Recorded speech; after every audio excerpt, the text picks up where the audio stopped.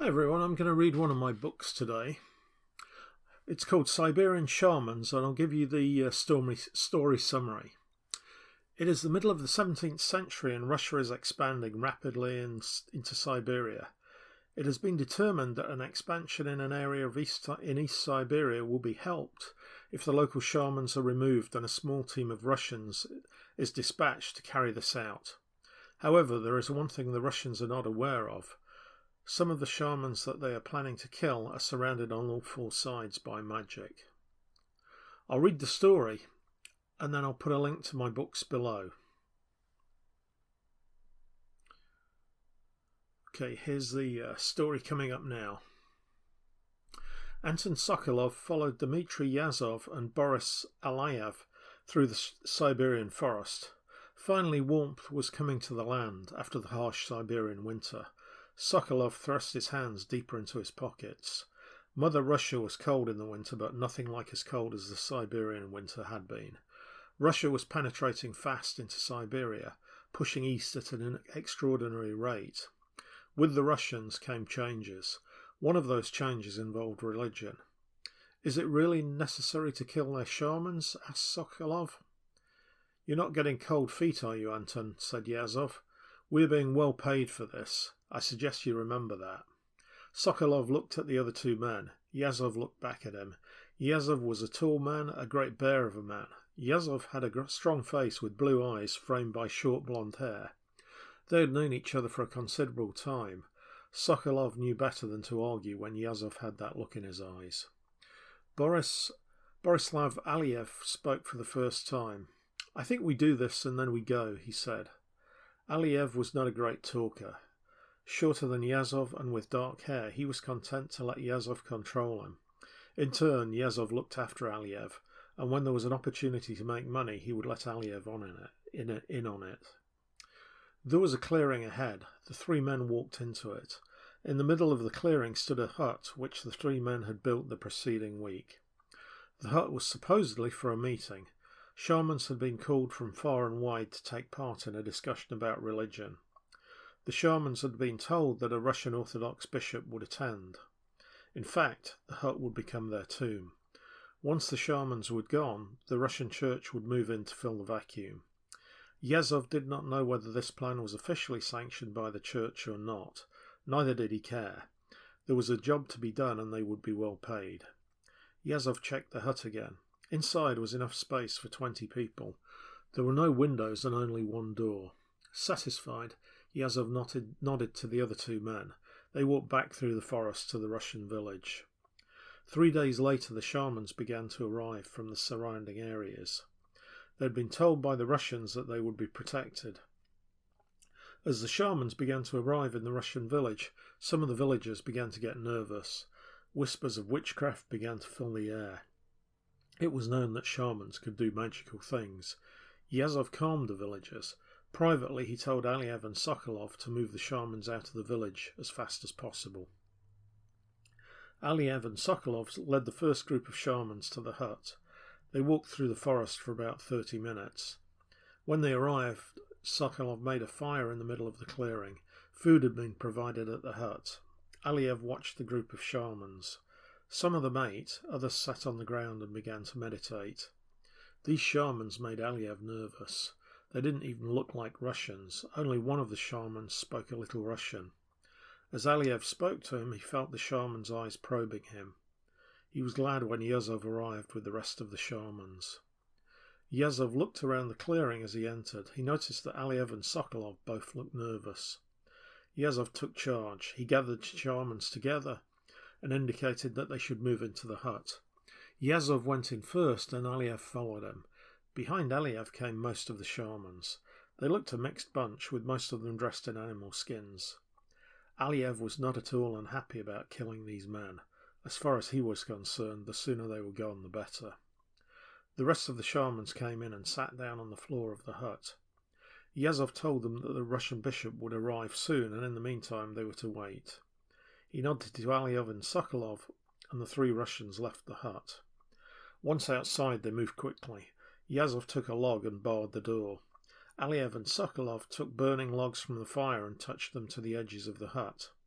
Very quickly the hut began to burn. As the flames began to engulf the hut, Yazov took one last look through a tiny gap in the wall. What he saw surprised him.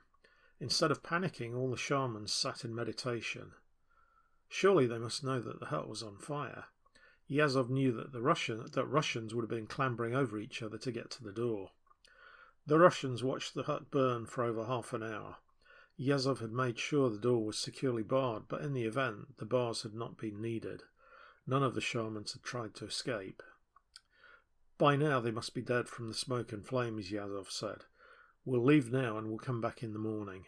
It would not be good to get lost in these woods in the dark. Sokolov looked at the other two men. Yazov was right. Nighttime temperatures were still below zero, even though the days were beginning to warm up. The three men walked back to the village. Yazov and Aliev were in a good mood. Sokolov had doubts as to whether they had done the right thing. However, the money would help his family. Life in the new Siberian territories was hard. Then again, it was hard in Russia too, just not as cold. Sokolov shivered. Here in Siberia in the middle of winter you could throw a bucket of water out of the top window of a house and it would freeze before it hit the ground. The men arrived back at the village just before dark. The villagers were pleased that the killing of the shamans had been successful. Next morning Yazov was awake early and he roused the other two men. Together they left for the hut. A few villagers were up and about as they left. The morning was cold, that icy cold that you get in extreme northern latitudes. The men walked quickly to help keep the cold away. Soon they came upon the clearing. The hut had burnt to the ground. The three Russians stood at the edge of the clearing.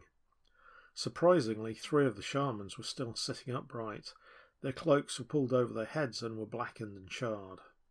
Yazov could see the remains of the other shamans lying on the ground. They were horribly burnt. A good job, well done, said Yazov. He laughed. Aliev laughed too. Sokolov was quiet. Yazov knew that Sokolov hadn't really wanted to do this, but it didn't bother him. He looked at the three shamans who were still sitting upright.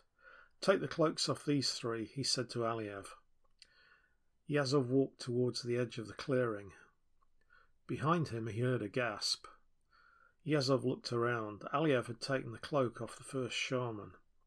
Although the cloak was burnt black, underneath the cloak the shaman was unharmed. He sat in meditation. Aliev pulled up the cloaks off the other two shamans. They too were unharmed. The Russians gaped in astonishment. What sorcery is this? Cried Yazov. Aliev and Sokolov began to back away. As they moved towards Yazov, one of the shamans opened his eyes. He turned his head to look at the Russians. He pointed at them and began to chant. The other two Russians opened their eyes and then they began to chant in unison with the first shaman. Run, gasped Aliev. He began to move back towards the forest. Sokolov followed him. Wait, yelled Yazov. All he saw was the backs of the other two men. With a last glance back at the shamans, Yazov ran too. As he ran, he heard the cry of a bird behind him. He looked back. A large bird of a type that Yazov had never seen before was following the three men. Aliev was outpacing Sokolov. The path somehow looked different. Aliev looked back. Sokolov was nowhere to be seen. Behind him, Yazov caught up Sokolov. Where is Borislav? He asked. He was right ahead of me, said Sokolov. We should catch him soon. Above Sokolov, the large bird called once more. Sokolov looked up. What is that thing? He said to Yazov. It seems to be following us, said Yazov. He continued to run. Above him, the large bird split into two separate birds. One stayed with Yazov and Sokolov. The other bird flew to the east towards Aliev. Aliev realized that he had somehow strayed off the trail, but was unable to understand how it had happened. As far as he knew, there was only one trail from the village to the clearing. Above Aliev, the bird took up position. It watched the man running below. Aliev heard the wings and looked up. He had never seen a bird like it. The bird looked down at Aliev and began to call. The sound chilled Aliev to the bone. It sounded more like a reptile than a bird. He saw a clearing ahead and ran into it. Above him, the bird's cries took on a new tempo. Too late, Aliev realized he was not alone in the clearing. Ahead of him were three large brown bears. It was unusual to see bears together. Aliev turned to go back. Behind him, on the path he had just left, a bear stepped out of the forest into the clearing. Suddenly above, the bird began to circle, calling all the time. Aliev noticed that the bears were looking at the bird. He began to move to the right, prepared if necessary to plunge straight into the forest if he had to. Suddenly the bird stopped calling. All 4 bears turned around and looked at Aliev. They walked towards him purposefully on all 4s. Aliev began to scream. Yazov and Sokolov heard the screams. First they were screams of terror. Then came the scream of a man dying. They looked at each other in horror. Back in the clearing, the 3 shamans continued to chant. Each shaman held a crude clay figure of a man in his left hand. As Aliev died, one of the clay figures shriveled into dust and blew away. The shaman looked at the other 2 shamans and continued to chant. Above Yazov and Sokolov, the bird split into 2 again. One bird was now for Yazov and one for Sokolov. The men looked up at the birds. The bird for Sokolov began to call. The 2 men continued running. The path skirted part of a lake. As they ran towards the lake, something made Sokolov feel uneasily. "Be careful, Dmitri," he said. "I have a bad feeling about this lake." Yazov looked back. Everything looked fine to him. He turned and continued to run. Sokolov followed. Above the men, one of the birds began to call. As Sokolov ran beside the lake, a clawed hand came through the ice out of the lake. Sokolov looked down and saw a hand around his ankle. He screamed as the hand pulled him towards the lake. Yazov stopped and looked around. He saw Sokolov with his feet already in the lake being pulled in. He ran back, but before he got to Sokolov, the other man had been dragged into the hole in the ice. As Yazov looked at the lake in panic, Sokolov's head came out of the water. He screamed once before he went under again. Suddenly something began to thrash about in the lake. Yazov saw blood, lots of blood, begin to appear in the hole below the ice. Back at the remains of the hut, one of the remaining 2 clay figures crumbled into dust. Yazov screamed and began to run. Above him now were 3 birds, all calling. Yazov plunged headlong down the trail, not caring whether branches ripped at his face. Back in the clearing, the shamans began another chant. This was a powerful chant, and much magic was being worked. In the forest, Yazov felt the world shift. He stopped and looked around. The birds were gone. Something about the trees looked different, but Yazov couldn't say what it was.